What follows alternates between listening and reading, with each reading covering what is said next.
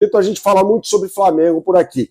E o Felipe Luiz identificou um problema claramente no Flamengo, no que diz respeito ao campo, após a partida contra o Juventude. Aliás, grande vitória da equipe do Flamengo por 2-0, jogando no Alfredo Jaconi. A gente já falou muito sobre esse jogo por aqui. Mas quando ele fala sobre o Alan e fala que o De La Cruz tem jogos pela frente, a gente fica com a pulga atrás da orelha em relação ao Jorginho. Evidentemente. Temos um problema aí. Né? E o Felipe Luiz identifica isso e, por isso, acho eu, não coloca, e é uma questão de opinião, o De La Cruz para jogar contra o Juventude. Né? Diferentemente do que fez no jogo contra o Grêmio, porque sabia que haveria 2 semanas pela frente.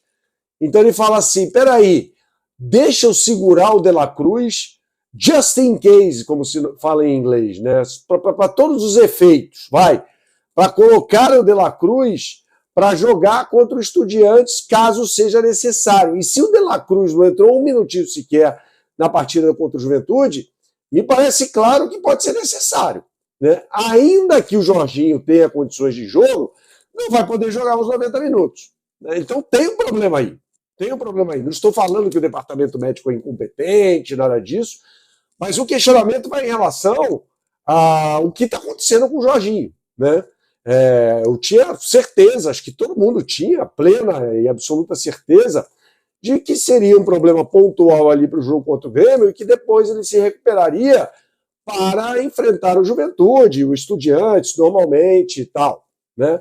Fica a expectativa da transição para o gramado. Isso é importante, pessoal. Quando você vir nos boletins médicos divulgados pelo Flamengo que o Jorginho está na fase de transição para o campo, aí você pensa assim, pô, mas uns 2 dias o camarada está apto a jogar. Tá?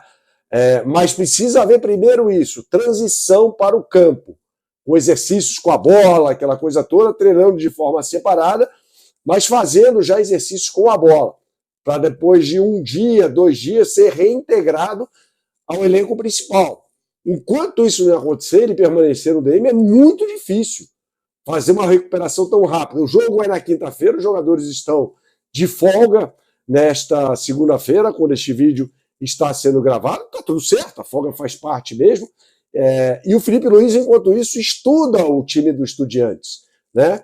É um time que vai enfrentar o Flamengo sem o Gonçalves Pires, né? Jogador que foi machucado, que ficou lesionado na partida contra o River Plate, logo no início do jogo, contra o River Plate. Eu assisti a esse jogo Estudiantes e River Plate no último sábado. O Estudiantes não jogou nada, pessoal. Não jogou absolutamente nada. O Ascacibar, aliás, que é o principal jogador desse time, olho nele, é o volante, capitão do time, é dono do time, bate pênalti, tudo. Tomou uma entrada do Martins Quarta, cara, que acabaria sendo expulso ainda no primeiro tempo. Desclassificante, aquela entrada que você fala, putz, esse cara vai tomar um cartão vermelho. Como a do Taliari ontem no São Paulino. Foi mais ou menos daquele naipe. Só que a do Martins Quarta no Ascacibar deixou um corte desse tamanho na canela do jogador. Então ele é dúvida. Embora tenha continuado em campo, sabe-se lá o que está acontecendo. Né? Mas assim, não jogou o Carrilho, que é o centroavante titular, o Sousa joga atrás dele, com Medina de um lado. É um time que joga num 4-2-3-1, esse do Estudiantes. Mas assim, toda a análise vai para o espaço quando começar o jogo. Sabe por quê? Porque o Estudiantes é um time tetracampeão de Libertadores. Negócio da Libertadores, gente, é diferente. Eu vi com meus olhos, ninguém me contou, o Flamengo em 82 ser eliminado no Maracanã pelo Peñarol, que era menos time do que o Flamengo.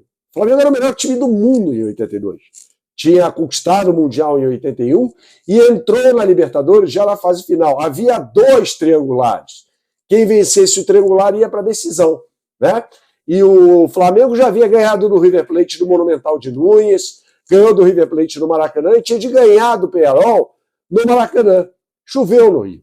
Né? E o Jair, de falta, Jair que jogou no Internacional, acabou fazendo o gol da vitória do Peñarol. O Flamengo perdeu gol pra caramba, aquela coisa toda. E o Flamengo acabou ficando pelo caminho. O melhor time do mundo. Tá? Contra um time, mais ou menos, que era o time do Peñarol. Naquela época, jogar Libertadores fora de casa era mais complicado. O ambiente era muito mais hostil. E o ambiente do estádio, melhor dizendo, Uno, lá em La Plata, é bem complicado. É bem complicado. Tá? A torcida visitante fica num puxadinho ali atrás, é uma coisa feia até o que eles fazem, na minha opinião, com a torcida visitante. Mas retomando aqui, esse time foi campeão da Libertadores, 68, 69 e 70, 68 em cima do timaço do Palmeiras, um time que era capitaneado por Labru Verón, pai do Verón que você conhece, daquele carequinha, sabe? Pois é, esse Verón, Labru Rita, foi quem levou o time do Cruzeiro, do Estudiantes, melhor dizendo, ao título em cima do Cruzeiro no Mineirão. Ele colocou o jogo no bolso e falou, e pronto, acabou. O time do Cruzeiro era muito melhor do que a equipe do Estudiantes, mas o Estudiantes foi campeão. O Estudiantes sozinho tem mais títulos do que qualquer equipe brasileira. E o Flamengo deveria estar mais do que vacinado em relação a vexames recentes na Libertadores. Tem a eliminação para o Olímpia, depois de estar vencendo por 2-0 no agregado. Tem a eliminação para o Peñarol em 2024, tomando 1-0, gol do Cabreira, jogador mediano, nada mais do que isso, no Maracanã, perdendo gols, e lá no campeão Neucíngulo, em Montevidéu, jogando até melhor do que a equipe do Peñarol, mas não conseguindo sair do 0-0. E tem o papelão mor, né, que é a derrota para o Central Córdoba, que é inadmissível, sob quaisquer circunstâncias, na fase de grupos da Libertadores deste ano. Então, se o torcedor achar que vai ao Maracanã para ver uma goleada, esquece. Se tiver, ótimo, legal, pô, show de bola. Mas achar de início que o time tem de ser cobrado por uma goleada, não. Tem que empurrar o time para que faça exercer o mando de campo. Afinal de contas, o Flamengo, por causa dessa campanha ruim na fase de grupos da Libertadores da América, vai decidir lá na Argentina.